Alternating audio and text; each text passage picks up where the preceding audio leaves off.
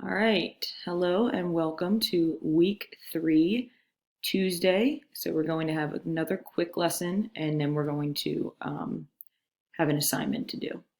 So, so, okay, there we go.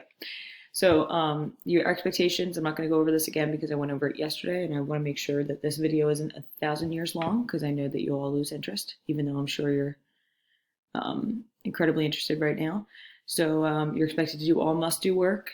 If you complete the can-do work at the end of every day, or the end of this week actually, because the can-do work is going to stay the same for this week. But if you complete the can-do work, it will make up for a missing reading or writing grade. So maybe if you missed an achieve lesson, or if you missed one of your writing assignments, this would be a really great time for you to do this work to make up for that. If you didn't miss anything, don't worry about it. You don't have to do it. So grading, I'm going to go over this quickly because, again, it's pretty self-explanatory. It's not that difficult. You're going to do the guided notes every day. I'm going to go over specifically what I want you to do in the guided notes, which yesterday, if you didn't do it, don't worry about it because of the audio that didn't work. So you're going to do the guided notes every day, and that's going to be a reading grade of 50 points per week, which is 10 points a day. And then Monday through Friday, you're going to have a must-do assignment that's at the end of every lesson. So if you can remember what school was like, what we would do is I would teach a lesson and then we would get some time to do an assignment with either a partner or a group or individually, so that I understand that you know what you're doing as far as the work that you're learning while I'm sitting here teaching you. So those are going to be 100 points total per week, 20 points per day. So if you miss one, if you missed yesterday, you have an 80 as of right now. So another thing, if you missed yesterday, I technically have the due date as yesterday, but if you get it done, I will think about also considering that.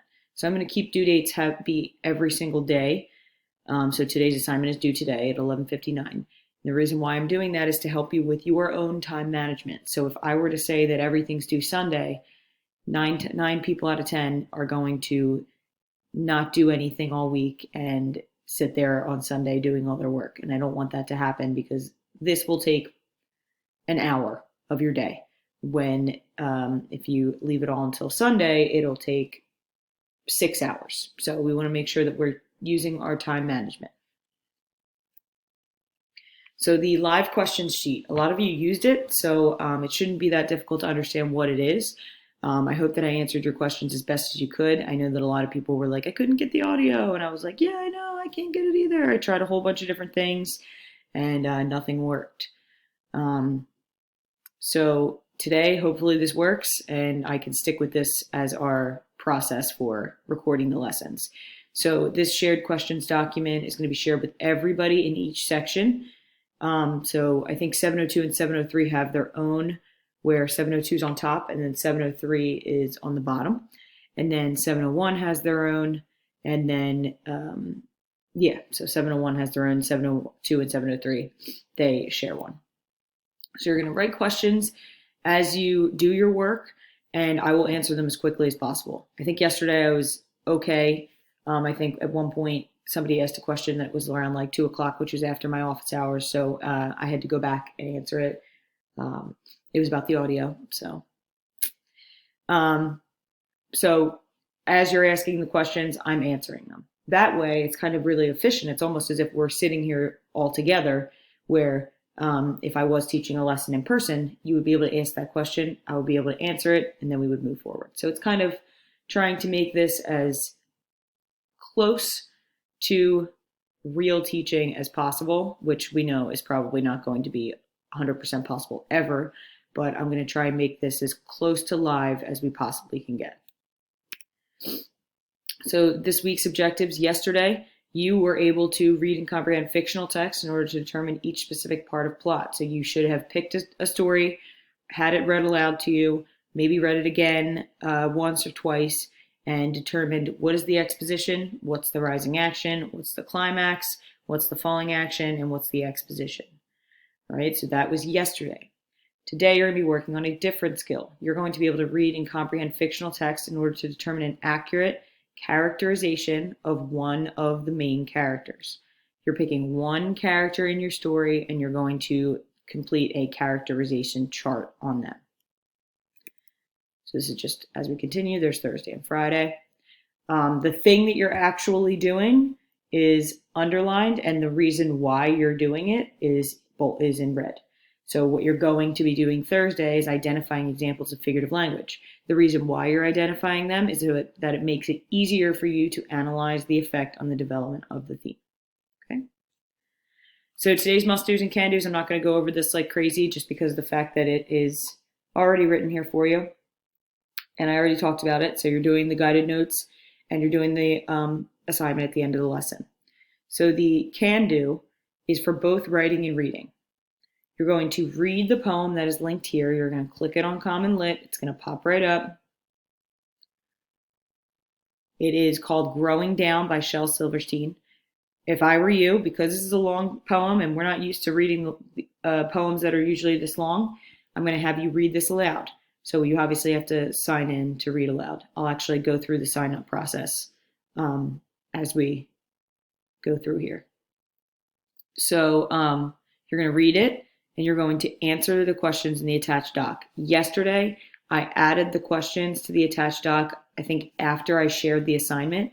So some of you didn't even have the questions. Today would be a good day for you to get on there and do that assignment. So if you have extra time, of course, because the can-dos are only if you need to make up work. So this is where you're going to find your can-do. It's going to have these 3 questions here, and then you're going to write a Peels paragraph. So that's all you have to do. These 3 questions are your reading grade makeup. This Peels paragraph is your writing grade makeup. All right. So I'm not going to play the video. I'm going to have you play it, obviously, at your own house so that I'm not taking up a ton of your time on this video. So you're going to play the Taco Tuesday video, and you're going to answer the 2 questions here. What are your thoughts on the current situation regarding food shortages in this time of crisis? And let's try to be activists here. What possible solution do you think could be implemented during this time to make the distribution of food more successful? So they talk about a couple of problems that they're having. So you're going to listen to those problems that they're having and think of some possible solutions that they could come up with. So this video right here, as you know, I love my ridiculous YouTube songs to help you remember things. I'm not going to play it now, but it is really funny. Of course, in my opinion, it is. So you're going to review the video. This talks about everything that you talked about yesterday, or that you should have done yesterday. So it's kind of just like a quick review. And just to let you know, they call the exposition in this the introduction. So just don't forget that we call it the exposition. The objective and essential questions. I had some people asking this question. You are going to record the objective and essential questions in your guided notes. So here are your guided notes. Here's where you put your Taco Tuesday response. Look, I can type here. And so will you. You'll be able to type. And then here's where you're going to put the objective and essential questions. So you're going to type in students will be able to blah, blah, blah. Okay. And then the essential questions, you'll look at that slide and you'll also do what is life? Why are we here? I'm hungry. Obviously joking. But yes, that's where you're going to type the essential question and objective. The reason why I'm having you do that is because we're doing different essential questions and objectives every day. So I want to make sure that these things don't just get lost. I don't want you to just log on, go directly to the assignment and start doing the assignment. I want you to take your time, think about what you're learning, and really think about the process of learning, especially because you're doing this kind of all on your own. So you're going to read and comprehend fictional text to determine an accurate characterization of one of the main characters. And the questions you're going to answer today: what is characterization? How can I accurately characterize? Or how can I accurately characterize a character in a story? So stop and jot. You're going to answer the following in your guided notes. If you had to describe yourself to someone who has never met you, what would you say? So that's a question I've asked you probably a few times. But what I really want you to think about is what would be defining to you as what makes you you. So is it the things that you think, the things that you believe, the things that you do? What would be something that is defining of you? So what you would do is go into here and you would write your answer. I'm going to bold it to make sure that you guys all see this. Can everyone read this? Read this out loud. Oh, wait, I'm sorry.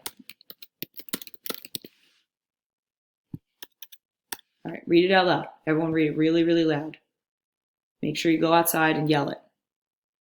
I want to make sure everybody in the neighborhood hears this. But regardless, yes, you're going to define yourself. It doesn't have to be in one word. I know how a lot of people say, like, define yourself in one word. You don't have to do it in one word. It could be, I believe that I am this kind of person. It could be however long you want it to be. And then what is it that you feel defines you? I think that my personal beliefs and the way that I interact with, oops.